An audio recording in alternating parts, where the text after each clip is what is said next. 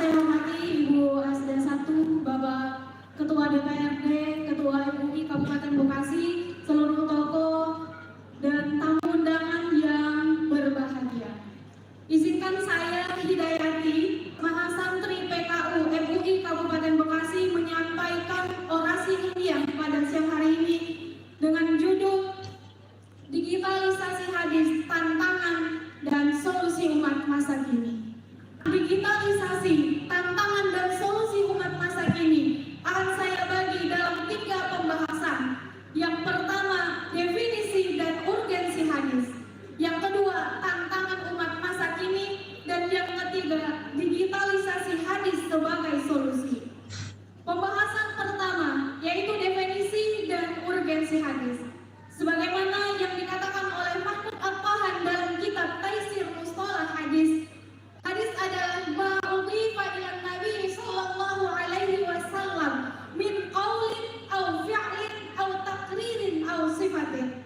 Segala sesuatu yang disandarkan kepada Rasul, baik berupa perkataan, perbuatan, persetujuan ataupun sifat.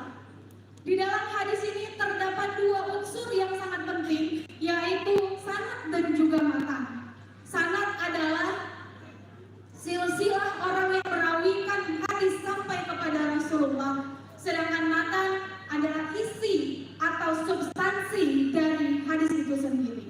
2 unsur ini sangat penting karena jika salah satu tidak ada, maka riwayat tersebut bisa saja dikatakan bukan hadis.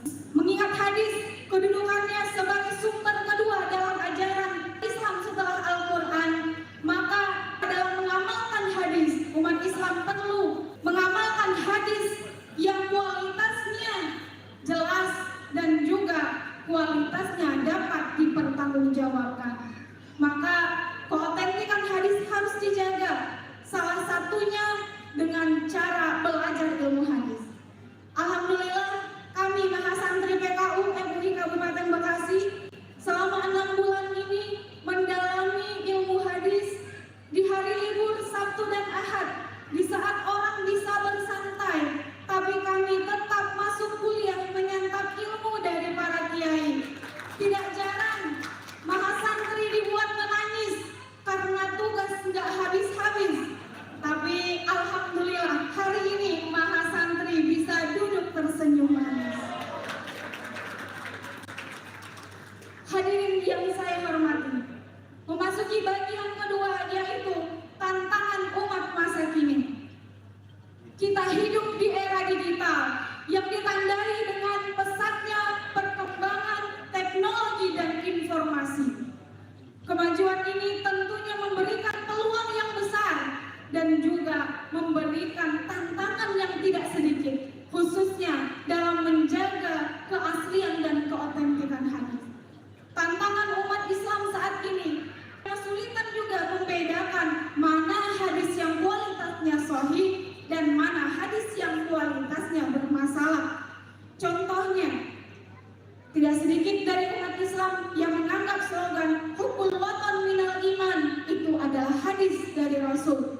Padahal ini sebenarnya bukan hadis, tapi ini adalah ungkapan dari ulama kita yang dicetuskan oleh salah satunya Kiai Haji Abdul Wahab Hasbullah dan dipopulerkan oleh Kiai Haji Hasyim Asy'ari.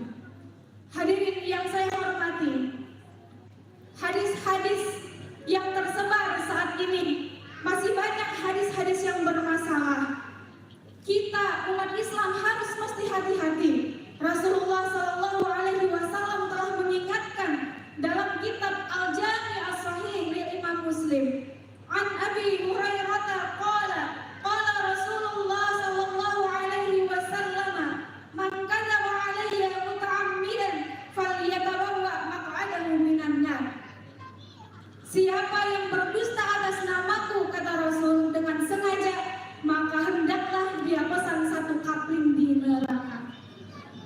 Hadirin yang berbahagia, kita masuk ke pembagian yang ketiga. Ini adalah pembahasan inti dalam orasi kali ini, yaitu digitalisasi hadis.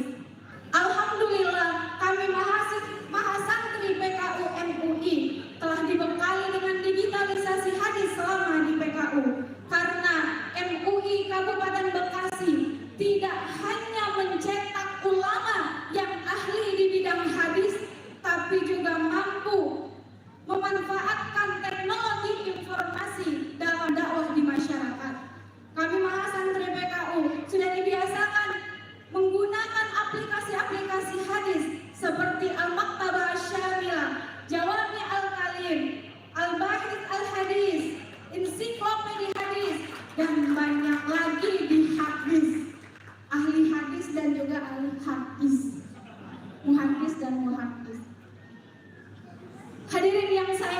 lagi untuk mengatasi hadis-hadis yang bermasalah, maka perlu melakukan verifikasi dan juga melakukan penelitian terhadap hadis itu sendiri.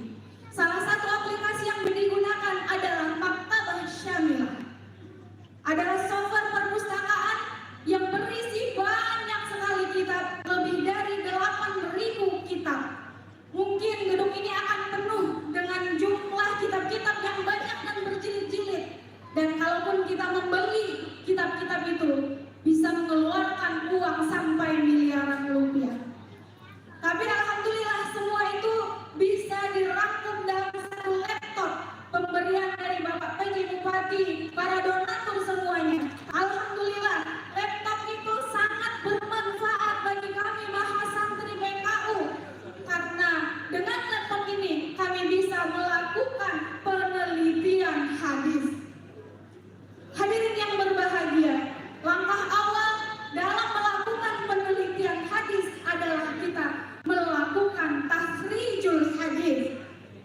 Apa itu takhrij hadis?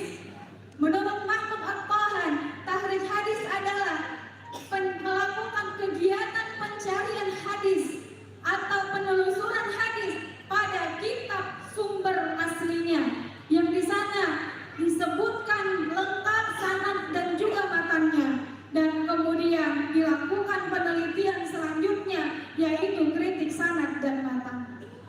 Dalam melakukan penelitian takhrij hadis ini ada dua metode yang bisa kita lakukan, yaitu metode manual dan juga metode digital.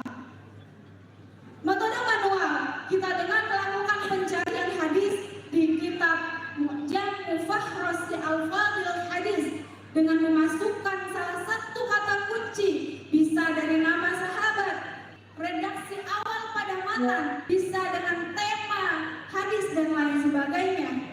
Dan metode manual ini sudah mulai ditinggalkan karena tentunya dalam penelitian membutuhkan waktu yang lama, membutuhkan tenaga dan juga biaya. Dan metode yang cocok pada saat ini adalah metode digital, yaitu dengan melakukan googling atau melakukan penelitian, salah satunya dengan menggunakan Maktabah Syamilah. Tentunya metode ini lebih mudah, lebih efektif, dan lebih efisien dari segi waktu, tenaga, dan juga biaya. Hadirin yang berbahagia, mendekati bulan Ramadan ini akan banyak nanti hadis-hadis yang bermunculan, akan banyak hadis-hadis yang populer baik di masyarakat ataupun di media sosial, yang mungkin hadis itu kita belum ketahui apa kualitasnya. Kita ambil salah satu contoh hadis yang sering dan populer di masyarakat, yaitu hadis awal syahri Ramadan rahmah wa awsatuhu maghfirah wa akhiruhu itqum minan nar. Tapi kita tidak tahu apa kualitas dari hadis ini, apakah hadisnya sahih, hasan, dan lain sebagainya. Maka untuk mengetahui kualitas dari hadis ini, kita perlu lakukan penelitian menggunakan metode digital, yaitu Maktabah Syamilah. Hadirin yang berbahagia, langkah pertama yang akan kita lakukan ketika melakukan penelitian adalah membuka Maktabah Syamilah, kemudian memilih kitab yang akan kita cari, apakah kutubut tis'ah, apakah kutubus sunnah. Dan di sini kita masukkan kata kunci dari redaksi hadis itu, salah satunya contoh di sini adalah itqun minan nar. Setelah dimasukkan kata kunci, lalu kita lakukan pencarian, dan ternyata hadis ini ada di beberapa kitab, ada di banyak kitab. Salah satunya adalah Fadailur Ramadan li Ibni Abi Dunya. Dan di kitab ini kita bisa lihat lengkap sanad dan juga matanya. Dan setelah itu, langkah apa lagi yang kita lakukan? Yaitu kita membuat skema sanadnya. Di sini skema sanad kita tulis dari Bukhari, kemudian Hasan bin Ali, Hisham bin Ammar,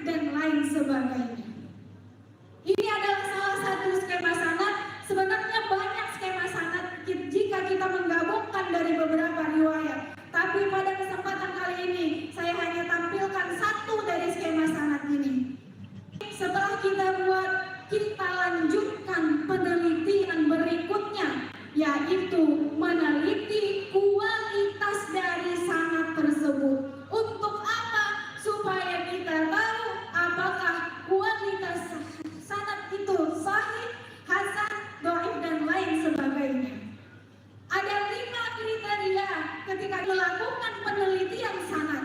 Yang pertama ittisalus sanad atau ketersambungan sanad. Yang kedua, seluruh perawinya adil atau adalatul rawi. Yang ketiga, dhabtur rawi, seluruh perawinya dhabt. Yang keempat, ada musyad, tidak ada kejanggalan. Dan yang kelima, ada mu'illah, tidak ada cacat.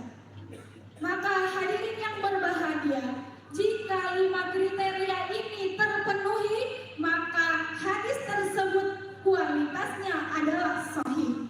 Dan jika perawinya kurang dhabt atau kurang hafalannya, maka kualitasnya turun menjadi hasan. Dan apabila perawinya ditemukan tidak adil, tidak dhabt, syadz misalnya, dan ada illah, maka kualitasnya itu dhaif. Hadirin yang berbahagia, maka hadis tadi awal syahri Ramadan rahmah, kita coba mencari kualitasnya. Yang pertama, ittisalus sanadnya atau ketersambungan sanad. Apa saja yang harus kita perhatikan? Yaitu kita melihat tahun wafat perawi, biografi perawi, guru-guru atau murid-murid dari perawi tersebut. Misalnya di sini ada Abu Salamah. Di dalam kitab Rijalus Sahih Muslim kita mendapatkan banyak keterangan tentang Abu Salamah yang memiliki nama Abdullah bin Abdurrahman bin Auf. Yang di sini juga ada tahun wafatnya. Ada guru beliau salah satunya Abu Hurairah dan muridnya salah satunya Az-Zuhri. Sanad ini bersambung karena bisa kita lacak apakah ada pertemuan antara murid dan juga guru. Dan cara ini dilakukan kepada semua sanad yang ada di skema sanad tadi, supaya bisa kita lihat apakah semuanya bersambung atau tidak. Bapak Ibu yang saya hormati, setelah kita melihat ketersambungan sanad, kita lakukan penelitian, yaitu melihat adalatul rawi, yaitu keadilan perawi. Apakah perawinya adil? Kriterianya adalah perawi itu muslim, baligh, berakal, takwa, tidak melakukan kefasikan, menjaga harga diri atau muru'ah, dan tidak mungkin perawi tersebut memalsukan hadis. Dan juga ada dhabtur rawi. Apakah perawi itu memiliki daya ingat dan hafalan yang kuat atau tidak? Jika perawi tersebut adil dan juga dhabt, maka perawi itu dikatakan thiqah.